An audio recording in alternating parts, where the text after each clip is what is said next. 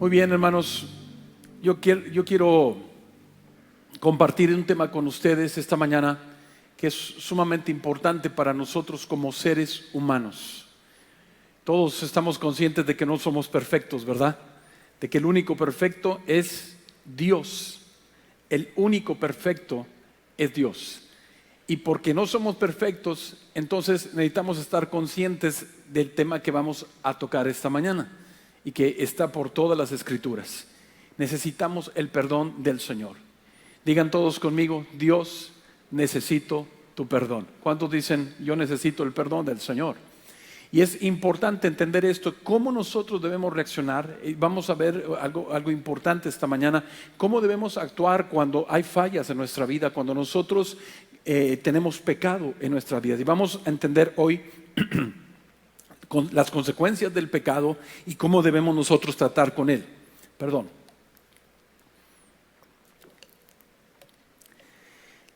Quiero que vean conmigo el Salmo 32. Todos vamos a ver el Salmo 32. No ponga cara de pánico, por favor. Esto va a traer una enseñanza a nuestras vidas y creo que es algo muy importante. Pero mire, muy importante lo que sucede en la vida de David en este tiempo. En el Salmo 32, versículo número 1 dice: bienaventurado aquel. ¿Cuántos saben qué significa la palabra bienaventurado? Levanta la mano. Para los que no saben, bienaventurado significa feliz. Bienaventurado aquel cuya transgresión ha sido perdonada y cubierto su pecado. Mire qué interesante, está mencionando alguna cosa importante aquí. La palabra transgresión significa rebelión, significa revuelta, significa infracción. Dice: bienaventurado aquel cuya revuelta, somos medio revoltosos delante del Señor. Una revuelta es una rebelión, ¿verdad? Una infracción de la ley. Cuando nosotros hemos fallado al Señor, dice que bienaventurado aquel cuya rebelión ha sido perdonada. Y parte de lo que vamos a ver ahorita es la necesidad de la honestidad. La necesidad de la honestidad.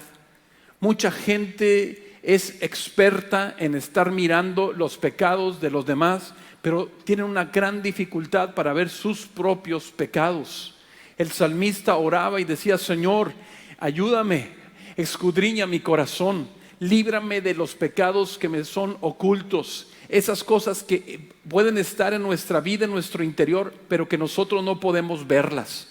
Y muchas veces hemos fallado delante del Señor, y como dice aquí, una transgresión es algo que se revela en contra de la voluntad del Señor. Es una infracción a los mandamientos del Señor, y tenemos nosotros que tener mucho cuidado. Dice: bienaventurado entonces aquel cuya transgresión ha sido ¿qué? Perdonada. ¿Qué se necesita? ¿Qué necesitan nuestras rebeliones? ¿Qué necesitan nuestras transgresiones? Necesitan el perdón del Señor. Amén. Necesitamos ser perdonados. Dice: y cubierto su pecado. La palabra pecado aquí es fracaso. Cuando hay fracasos en nuestra vida, cuando fallamos en hacer la voluntad del Señor, dice: bienaventurado aquel cuyo pecado ha sido cubierto. Aleluya. ¿Sabes qué nos enseñan las Escrituras? En el Antiguo Testamento, cuando venían a hacer sacrificios, la sangre del cordero que era derramada y cubría el pecado del pueblo, cubría el pecado de la gente. Pero la sangre de Jesucristo ahora ha venido a limpiar nuestros pecados. No solamente los cubre, pero el Señor nos limpia de todo pecado. Entonces podemos tener ese gozo, podemos tener esa felicidad de haber sido perdonados por el Señor. Tenemos un Dios que perdona, aleluya. Tenemos un Dios que perdona, un Dios de misericordia. Por eso podemos venir nosotros a su presencia a arreglar cuentas con el Señor. En la otra versión, miren qué interesante como dice: oh, qué alegría para aquellos a quienes se les perdona la desobediencia, a quienes se les cubre su pecado. Es que tú puedes ver la vida de la gente que tiene pecados ocultos, que tienen pecados arraigados en su vida y no están disfrutando del gozo de Dios, no están disfrutando de la bendición que Dios tiene para sus vidas. En el versículo número 2, mira lo que dice: bienaventurado el hombre a quien Jehová no culpa ¿de qué? Iniquidad. Y eso significa perversidad. y en cuyo espíritu no hay engaño. Ahora, si podemos ver las tres cosas juntas, dice, está hablando de transgresión, está hablando de pecado y está hablando de iniquidad. Son primos todos, hermanos. Son primos, ¿verdad? Son sinónimos, ¿verdad? Es rebelión, es fracaso, es perversidad. Perversidad es desviación, cuando nosotros nos desviamos de hacer lo correcto, cuando nos desviamos de lo que es la voluntad del Señor. Pero dice, bienaventurado aquel a quien el Señor no culpa de iniquidad. Pero luego dice una frase muy importante, véanlo, lea conmigo, dice, y en cuyo espíritu no hay engaño. No hay engaño. Hermanos, yo creo, perdónenme, bueno, todos saben ustedes, la Biblia dice que Satanás es el padre de la mentira. Es el maestro del engaño. Pero yo creo que tiene muchos discípulos. Hay mucha gente que son maestros del engaño. Son buenísimos para engañar, para aparentar. Parecen un tipo de personas y por detrás son otra cosa. Engañan a los que están a su alrededor para sus propios beneficios, para sacar provecho, para lastimar, etc. Entonces, aquí está hablando de el reto de nuestras vidas es vivir con un espíritu en el cual no tengamos engaño, que no seamos nosotros esa clase de personas. Hace mucho tiempo atrás me regalaron un libro que se llama El espíritu de autoengaño. No sé si lo tengan todavía porque el hermano, el autor ya partió con el Señor, pero no sé si se está produciendo todavía ese libro. Pero tiene algo tan importante ese libro que habla del peligro de ser autoengañados. Cuando nosotros pensamos que estamos bien, nos convencemos a nosotros mismos. Otro autor decía algo interesante, dice, todos nosotros tenemos un abogadito dentro que no pierde un solo caso. ¿Cuántos saben de qué abogado está hablando? Todos tenemos un abogadito dentro que no pierde un solo caso. Inmediatamente nos justificamos, inmediatamente nosotros sacamos excusas para las cosas que estamos viviendo. Pero aquí está hablando de algo diferente. Está hablando de aquel cuyo espíritu no tiene engaño. Dios no quiere que nos engañemos, Dios no quiere que nos excusemos, Dios no quiere que nosotros justifiquemos las cosas que están mal en nuestra vida, sino que seamos personas sin engaño, con transparencia y podamos decir, Señor, yo necesito tu perdón, yo no quiero tapar las cosas. La Biblia nos habla que el pueblo tapaba el pecado con lodo suelto. Ahí le ponían algo para que se disfrazara, para que no se viera aquello, pero ahí estaba abajo. Entonces Dios quiere que haya una limpieza en nuestra vida, que haya una verdadera sanidad de nuestros corazones. Por eso dice, bienaventurado aquel que ha sido perdonado, bienaventurado aquel en cuyo espíritu no hay engaño. Ahora, un poquito más profundo aquí, la palabra engaño significa negligencia.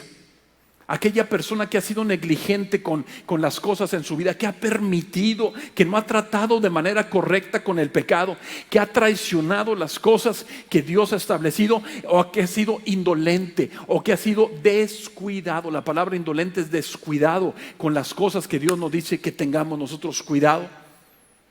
Entonces, hermanos, esto es algo importante. Dice, mira lo que en la otra versión dice, sí, qué alegría para aquellos a quien el Señor les borró la culpa de su cuenta y que los que llevan una vida de total transparencia. ¿Cuántos dan gracias al Señor que Él ha borrado nuestra cuenta de pecado y ahora queremos vivir una vida de total transparencia delante del Señor? Aleluya.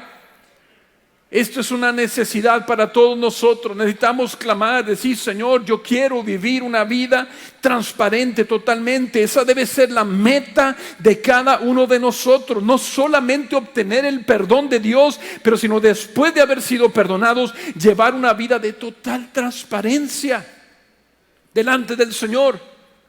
Yo no quiero esconder nada. Perdóname, mírame para acá. Otra vez vivimos en un mundo donde cada vez es más fácil ocultar las cosas. Todo se presta para ocultar. Pero quiero recordarte, Satanás trabaja en lo oculto. El diablo trabaja en lo oculto. Si tú haces cosas ocultas, el diablo te va a comer ahí. Por eso nosotros tenemos que ser transparentes totalmente. Tenemos que tener cuidado, protegernos a nosotros mismos. Pastor, ya nos ha dicho, pues te lo voy a decir otra vez, como decía el apóstol Pedro, porque es importante. Vivimos en un mundo nuevo en muchos sentidos. Hermanos, estamos haciendo memoria. Hace 25 años, 30 años, no había toda la tecnología que tenemos hoy en día, pero con toda la tecnología al alcance de todos ahorita. Hermanos, no se imaginan cuántos niños ahora están siendo atrapados en pornografía. Niños. No estoy hablando de jóvenes, no estoy hablando de adolescentes, estoy hablando de niños. Y cosas ocultas, y están comiéndose por dentro, los está atrapando, está destrozando sus vidas porque hay puertas abiertas ahí. Nosotros tenemos que tener un cuidado con esto. Debemos vivir una vida transparente, protegernos unos a otros. Somos seres humanos que necesitamos la ayuda del Señor continuamente y necesitamos la ayuda de los que están a nuestro alrededor. Protégete con tu esposa. Protégete con tu esposo. Protégete con los que están a tu alrededor. Sé sabio, sé una persona. No te expongas, no te pongas tú mismo en el lugar donde tú vas a caer. Pero tenemos que tener cuidado. Tenemos que tener cuidado. Estábamos viendo un pedacito ahí de las Olimpiadas y de repente salieron esas señoras que lanzan la bala. Y dije, Dios de mi vida. Miden como 2 metros, pesan como 300 kilos cada una. Y dije, pobres maridos. Imagínate que le diga al esposo, dice, ven a lavar los platos, mi amor. Y el esposo diga, no, mira, saca la bala y 20 metros la lanzan. Y, no, pues se han de haber casado muchas veces porque se han echado varios esposos ya. Qué impresionante. Yo digo, Señor, que mi esposa nunca quiera ese deporte. ¿Por qué estoy mencionando eso? No sé, hermanos, porque estamos en las Olimpiadas nada más. Pero el punto aquí es que necesitamos protegernos, necesitamos nosotros cuidarnos, ser sabios, porque mira cómo por negligentes muchas veces, por ser indolentes, descuidados, damos lugar a cosas en nuestra vida que nos pueden destruir. Y mira, ahí vienen las consecuencias, ve conmigo, vienen las consecuencias. Dice el salmista, mientras callé, ¿están viendo conmigo? Mientras no pedí perdón al Señor, mientras me escondí todo lo que traían de adentro, se envejecieron mis huesos en mi gemir todo el día. Mira lo que está diciendo. Hay una consecuencia cuando no arreglamos las cosas. Cuando está dentro, está metido, ahí lo traes y no lo sacas porque por muchas razones, pero ahí está, dice la otra versión, mientras me negué a confesar mi pecado, mi cuerpo se consumió y gemía todo el día. Pues, ¿qué le pasa a esta persona? ¿Qué trae? Mira, le cambió el semblante, no quiere hacer esto, ya está desanimado, no quiere comer. Bueno, eso es muy grave cuando ya no quieres comer, ¿verdad? Pero el asunto ahí es cuando está viendo un efecto porque algo no está arreglado en el interior. Escúcheme bien, no debemos subestimar las consecuencias del pecado. El pecado trae división. La Escritura dice, sus pecados han hecho división entre nosotros y nuestro Dios. El pecado trae división, separa las familias, separa los matrimonios. Lo vemos por todos lados, cómo el pecado viene a dividir. El pecado trae heridas al corazón de la persona y a los que están alrededor. El pecado trae ataduras y cadenas. El pecado nos separa de Dios y nos separa de otros que amamos. El pecado nos enferma física, mental y emocionalmente.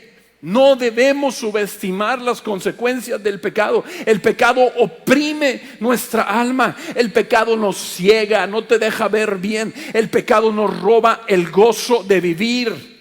El pecado nos hace fallar a los propósitos de Dios.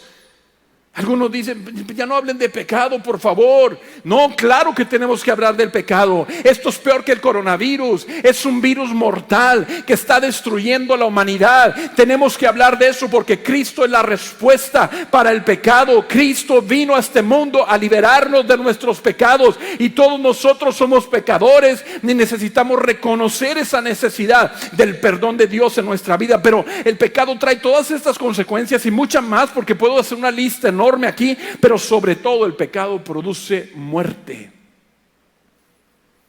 El pecado produce muerte. Vean conmigo Romanos 8:23, todos lo conocen. No, porque la paga del pecado, ¿qué dice? La paga del pecado es vacaciones en Cancún. ¿Ah? La paga del pecado es muerte. Mas la dádiva de Dios es vida eterna en Cristo Jesús, Señor nuestro. Y no está hablando de muerte física, está hablando de una muerte espiritual. Cuando hay pecado en nuestra vida, podemos nosotros perder todas las cosas que Dios tiene para nosotros. Y el salmista sigue hablando sobre el tema, y en el verso número 4, mira lo que dice: porque de día y de noche se agravó sobre mí tu mano, se volvió mi verdor en sequedades de verano. Hermano, yo no sé cómo la gente, hay tantas maneras de pensar ahorita. Por ejemplo, la gente tiene algún problema con un familiar, pues déjalo, hay que se dé contra la pared hasta a ver si aprende, y si no aprende, pues ni modo. ¿Han oído gente así? Como que yo siento que Dios no es así. Tú lees tu Biblia y dice la Escritura que Dios se opone cuando nosotros estamos agarrando un camino equivocado. Dios se opone. Dios busca maneras de traernos de regreso. Dios busca maneras de hacernos reflexionar. Dios busca formas de pararnos. Cuando quiso parar al profeta Balaam, hasta la burrita tuvo que hablarle. Dios busca formas cuando trató con Jonás, de diferentes maneras, para tratar el corazón nuestro, porque Dios no quiere que tengamos pérdidas, pero Él quiere que nosotros podamos tener la bendición que Él solo puede darnos. Y Él va a tratar contigo.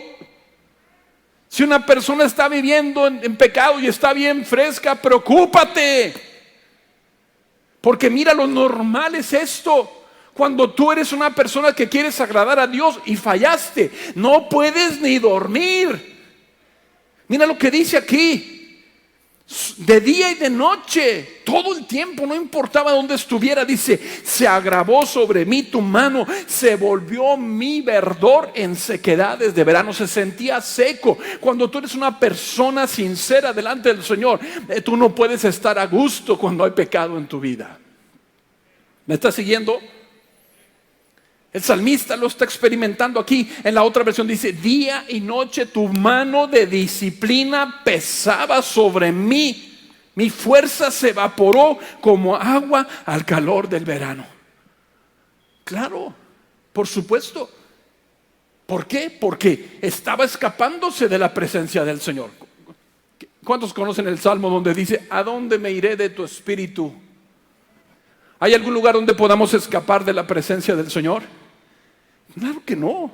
Dios te va a perseguir a donde vayas, y lo hace porque te ama. Dios nos ama y Él quiere ayudarnos en nuestra necesidad, porque si Dios te deja en tu pecado, Él sabe las consecuencias que va a haber en tu vida. Pero gracias al Señor por su amor, gracias a Dios por la disciplina, gracias a Dios porque nos está persiguiendo todo el tiempo para poder ser sanados y liberados. ¿Alguien le puede dar un aplauso al Señor por su bondad?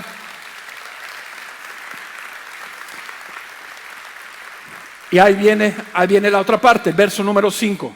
Mire lo que dice el salmista. Después de un rato de estar huyendo, de no querer confrontar al Señor, ¿qué dijo? Mi pecado, ¿qué? Te declaré y no encubrí mi iniquidad.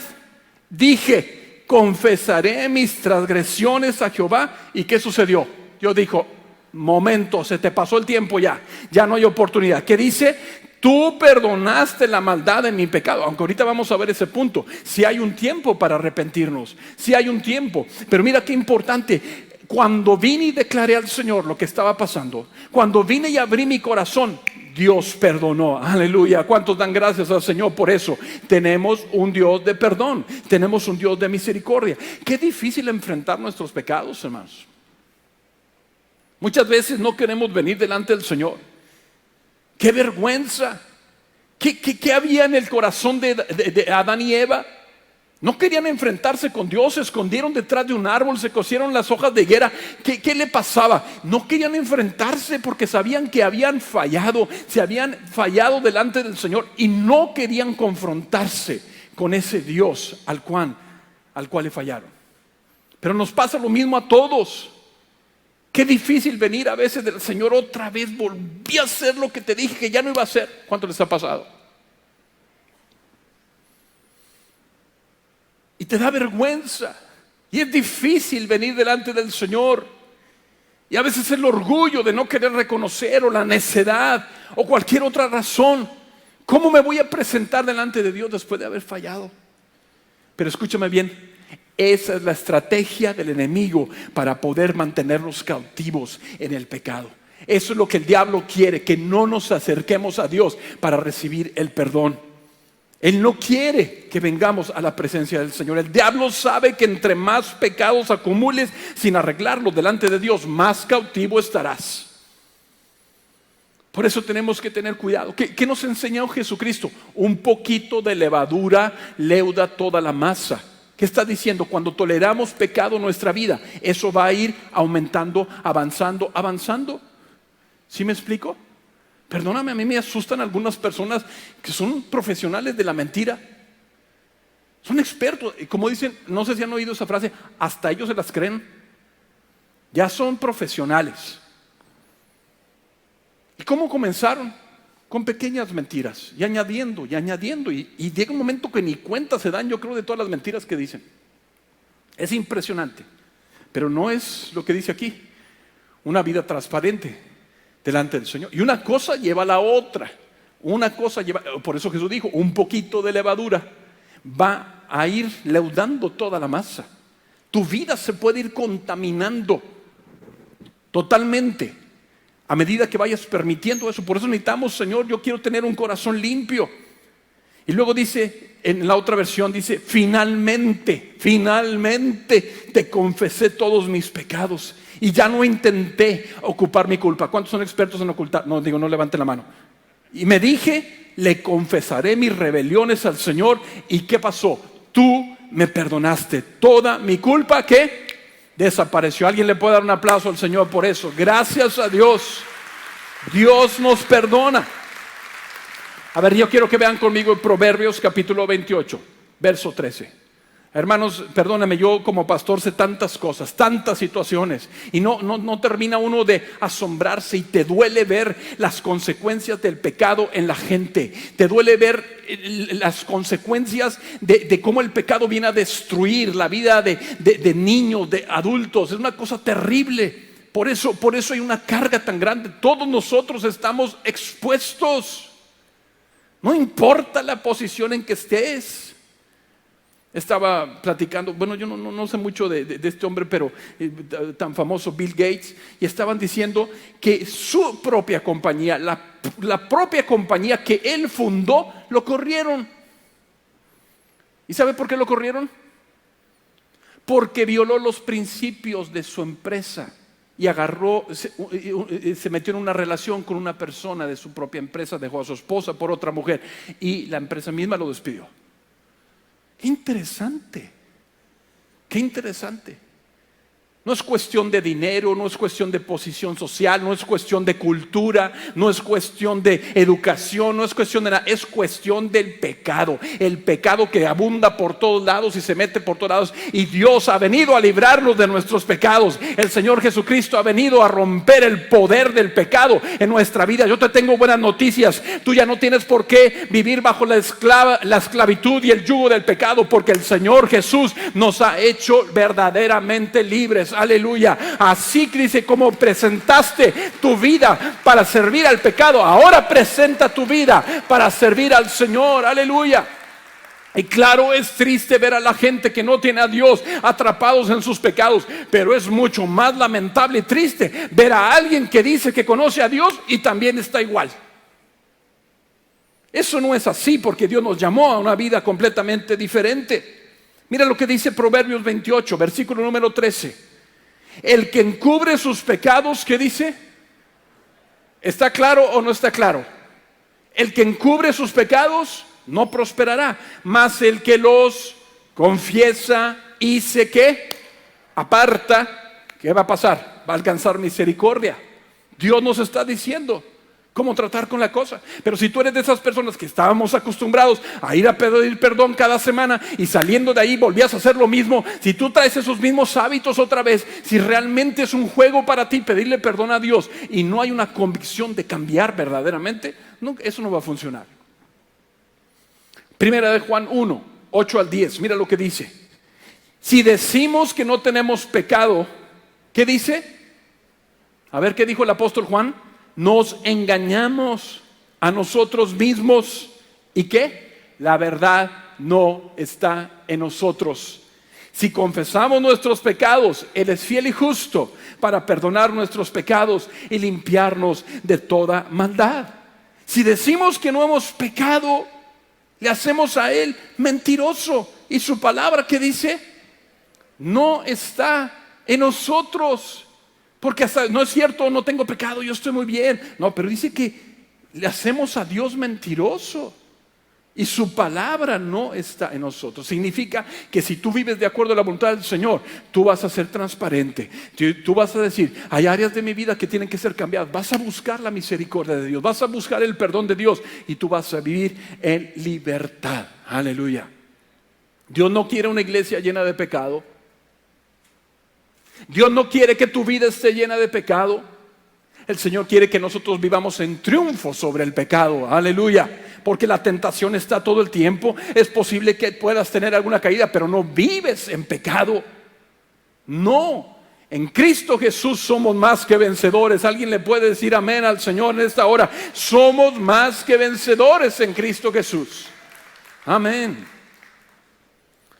Mira en el verso número 6. Lo que dice el salmista. Por esto, conectando lo anterior con lo que viene.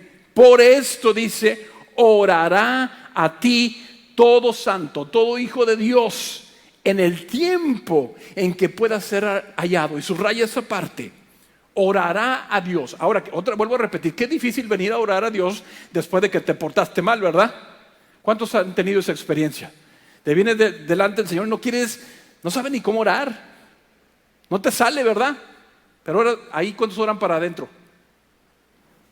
Ay, confiésense, por favor, hermanos. ¿Cuántos oran para adentro? Pues Señor, tú lo sabes todo, ¿verdad? Pues claro que sabe todo, pero el Señor quiere que nosotros lo confesemos, ¿verdad? Pero que es importante, tenemos que orar, venir, Señor. Yo siempre he pensado, tengo mis teorías, hermanos, tengo mis teorías. Yo siempre he pensado que si Adán y Eva hubieran tenido otra actitud ahí en el huerto, a lo mejor otra historia hubiera sido. Estaríamos ahorita ahí disfrutando. Capaz que hubiera sido diferente. Si hubieran dicho, perdónanos, Señor. Perdónanos, hicimos lo equivocado. Capaz que Dios hubiera hecho algo diferente ahí. Pero estos cabezones, por su culpa estamos aquí. ¿Verdad? ¿Qué hicieron? Se justificaron, se echaron la culpa uno al otro, le echaron la culpa a Dios, hicieron un montón de cosas. En lugar de decir, Señor, es cierto, desobedecimos, tuvimos una mala actitud. Bueno, son mis teorías, hermanos. No es teología, Pero yo digo que todo tiene que ver con la actitud nuestra. ¿Cuántos matrimonios se desintegran por orgullo, por no querer reconocer el pecado? Inmediatamente, yo no dije nada. No, ella se ofendió sola porque se ofende sola todo el tiempo. No me digas. ¿Verdad? Tenemos que cambiar, tener una actitud diferente. Ciertamente en la inundación de muchas aguas dice, no llegarán a él. Mira la otra versión lo que dice, por lo tanto, que todos los justos oren a ti mientras aún haya tiempo, para que no se ahoguen en las desbordantes aguas del juicio. ¿Cuál versión prefieres? Aquí está diciendo, hay un tiempo para orar, hay un tiempo para arrepentirse, hay un tiempo para buscar a Dios. Pero si no buscamos en ese tiempo a Dios, va a llegar el momento donde el juicio va a llegar. El juicio va a venir. Vean conmigo en Isaías capítulo 55, versos 6 y 7. Buscad a Jehová, léanlo conmigo. Buscad a Jehová mientras pueda ser hallado. ¿Entendemos esa frase todos? Hay un tiempo en el cual Dios puede ser hallado. Va a haber un tiempo cuando no. Llamadle en tanto que está cercano. Dice: deje el pecador, el impío su camino, y el hombre inicuo sus pensamientos, y vuélvase al Señor, el cual tendrá de él misericordia, y al Dios nuestro, el cual será amplio en perdonar. ¿Cuántos dan gracias a Dios que hay perdón abundante en el Señor? No hay pecado que Dios no pueda perdonarte. Si tú te arrepientes de corazón, vuélvete a Dios. Quizá tu matrimonio se pueda salvar. Quizá tus hijos no vayan a padecer toda esa tragedia si tú te vuelves al Señor. Quizá, joven, si tomas decisiones, tu vida puede ser transformada y Dios puede levantarte en lugar de tener pérdidas y terminar tu vida hecho pedazos. No. Busca a Dios a tiempo. Búscalo y Él te va a perdonar. Esto es de acciones, no de deseos. Hay frases ahí que la gente inventa, ¿se acuerdan? El camino al infierno está, ¿cómo dice? Pavimentado de buenas intenciones, así dice. Sí, ¿verdad? Mucha gente tiene, me voy a arrepentir, ya, mañana me arrepiento. ¿Ah? Muy buenas intenciones, pero no sabes si va a haber mañana para ti. No sabemos si va a haber mañana. Dice en el verso 7, tú eres mi refugio, me guardarás de la angustia. Con cánticos de liberación me rodearás. Fíjate lo que está diciendo el salmista. Ahora, hermanos, quiero poner esto en perspectiva otra vez. ¿Saben cuándo escribió David ese salmo? Después de haberle fallado al Señor. Fue después de lo de Betsabé. Ahí nos está contando su testimonito y está diciendo cómo se sentía. Estaba con una angustia tremenda. Dice: Señor, me estaba secando porque no quería decir nada. El profeta sabía, Dios sabía. Muchos seguramente se dieron de cuenta. ¿Tú crees que las que andaban ayudando a Betsabé a bañarse ahí no se dieron cuenta de lo que pasó? El pueblo ya estaba enterado de todo. Todos sabían, menos David. Más bien no quería saber, ¿verdad? Pero dice, me mantuvo todo calladito. Y añadió un pecado y al otro. ¿Y se acuerdan todo lo que hizo? Que mandó matar al esposo de Betsabé. Se hizo unos líos gigantes David. Y callado. Y se me estaba secando por dentro. Me estaba secando. Pero mira qué interesante lo que dice otra vez. Tú eres mi refugio, me guardarás de la angustia y con cánticos de liberación me rodearás. Estos cánticos de liberación, hermanos, son gritos de independencia.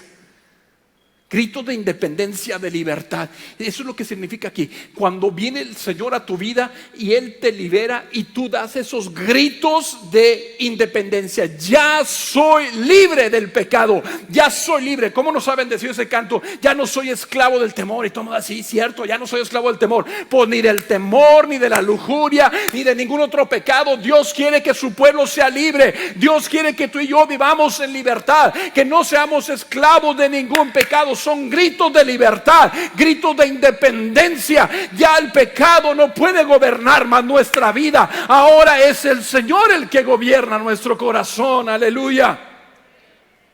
La palabra liberación aquí significa escapar.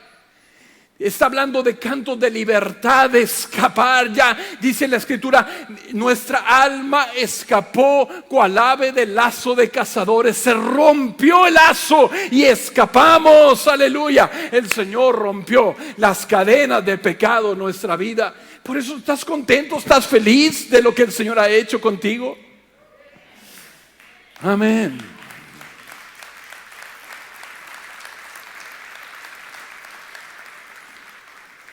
Me voy a adelantar.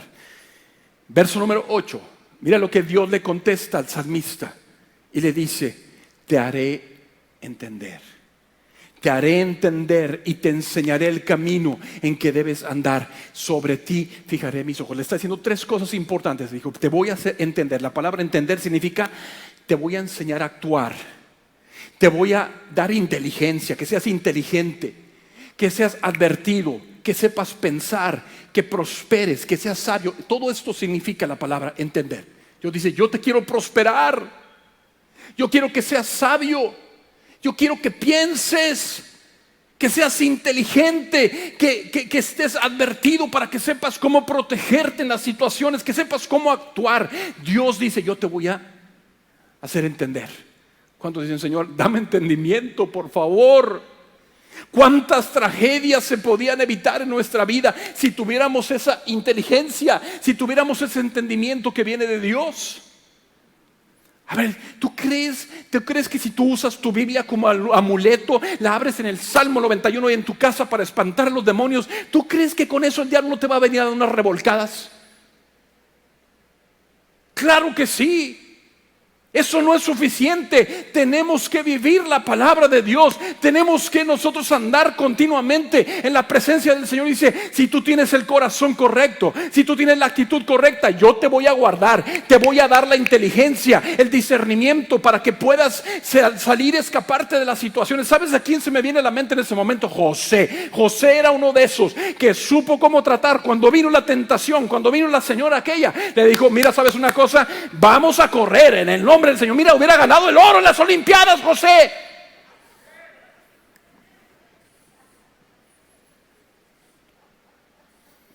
Eso es inteligencia.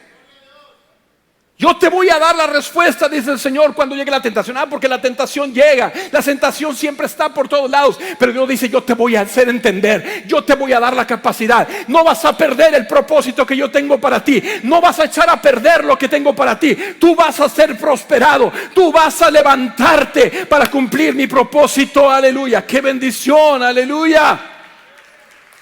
Amén. Dice el Señor, no solamente te voy a hacer entender, pero te voy a enseñar el camino en que debes andar. Te voy a enseñar, dice, la palabra enseñar es fluir como agua, colocar o lanzar como flecha. ¿Qué está diciendo aquí el Señor? Yo te voy a enseñar, yo te voy a tomar tu vida como una flecha. Ay, todos queríamos que ganara la muchacha esta, pero no ganó. Pero así Dios nos toma en sus manos. Dice, yo te voy a lanzar. ¿Sabe qué significa pecado? La palabra pecado es fallar al blanco. Es cuando la flecha se le dispara para el otro lado. Dios dice, tú no vas a fallar. Yo te voy a lanzar al lugar correcto para que tú cumplas mi propósito. Que tú puedas ser una persona que viva conforme a mi voluntad. Tú vas a fluir. Te voy a enseñar el camino correcto. Dice, no, pastor, qué difícil. No, no es difícil. Es la mejor vida que podemos tener. Aleluya. Quizá pueda costar un poquito, pero al paso del tiempo, al paso de los años, dicen, gloria a Dios, que mi vida no se fue por otro lado, que Dios tomó mi vida en sus manos y ahora puedo dar en el blanco en el nombre de Jesús, con fallitas y lo que quieras, pero voy a dar cumplir el propósito de Dios. Aleluya. Amén, amén. Y no solo eso, te voy a enseñar, te voy a hacer entender, pero dice, sobre ti fijaré mis ojos. Y esa parte me gusta, porque mira lo que significa. La palabra fijar significa aconsejar, encima, arriba, altísimo. ¿Pueden agarrar lo que significa eso?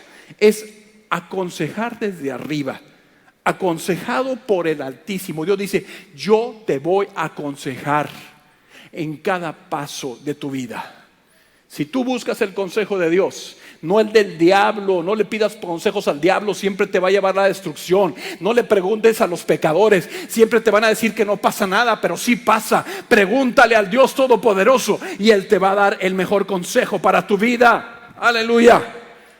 Oiga, ni ande viniendo conmigo a preguntarme si puede dejar a su esposa para irse con otra. Ni se te ocurra, no me hagas perder el tiempo. Hay gente que viene y me pregunta cada cosa que digo, ¿qué le pasa a esta persona? Pues que no entiende. Tú pide el consejo de Dios y Él te va a dar el mejor consejo. Qué mejor que ser aconsejados por el Dios Todopoderoso. Sobre ti fijaré mis ojos. Algunos se ponen nerviosos con eso. Es que no me gusta que Dios me esté viendo todo el tiempo. No tengo libertad. Pues de todas maneras se está viendo. ¿Qué pasó? De todas maneras se está viendo.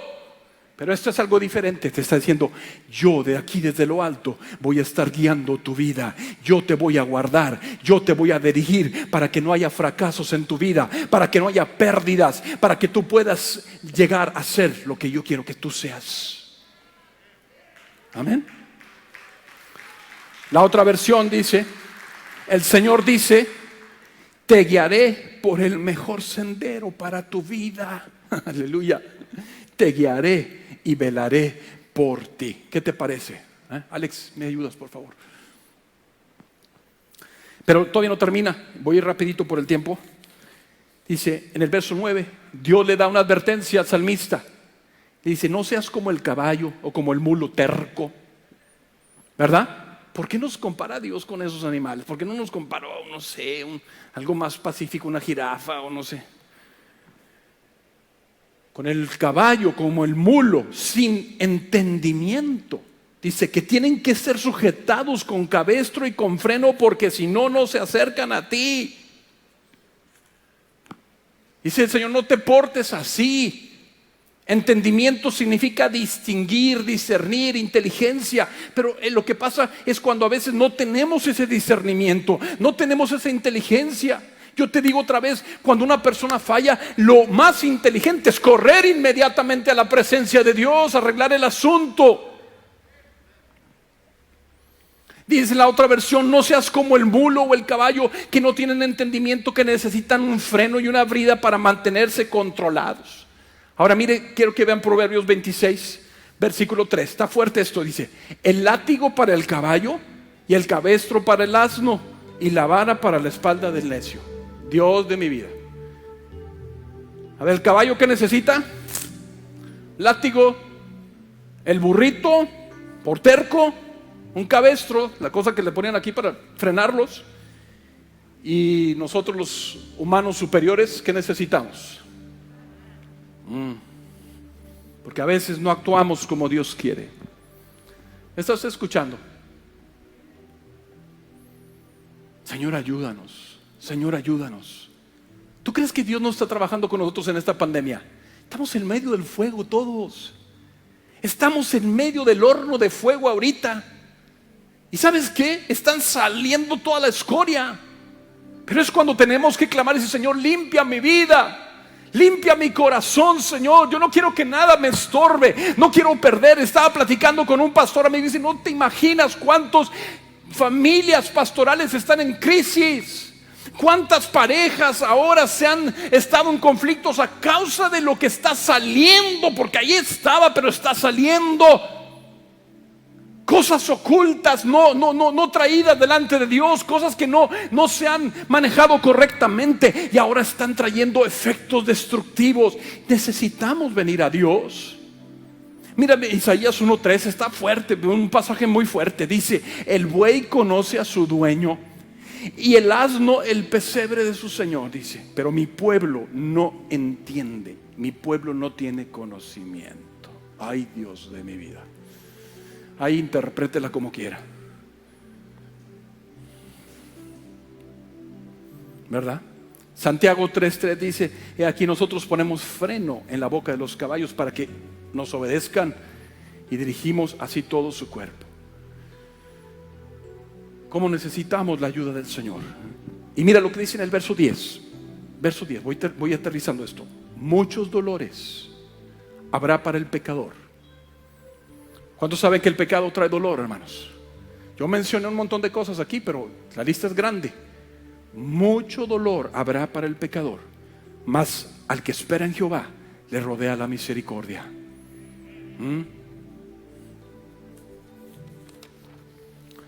La otra versión dice: muchos son los dolores de los malvados, pero el amor inagotable rodea a los que confían en el Señor. Es mejor humillarse. Es mejor clamar, es mejor arreglar las cosas y tener frutos de vida. Número 11, el último versículo aquí. Dice: alegraos en Jehová y gozaos justos. Cantad con júbilo. ¿Quiénes? Todos vosotros los rectos de corazón. ¿Cuál es la meta, hermanos? No que vivamos una vida llena de pecado, pero que tengamos un corazón transparente, honesto y un corazón recto delante de Dios. La otra versión dice así: que alégrense mucho en el Señor y estén contentos ustedes los que le obedecen. Griten de alegría ustedes de corazón puro. ¿Cuántos dicen: yo quiero tener un corazón así? No quiero tener pecado en mi vida, no quiero esconder cosas, no quiero estarme secando por dentro, no quiero padecer el resto de mi vida consecuencias por no arreglar las cosas, pero quiero tener un corazón puro delante del Señor. Tú y yo necesitamos el perdón del Señor continuamente. Necesitamos vivir con un corazón puro, con un corazón puro. Cierra tus ojos, por favor.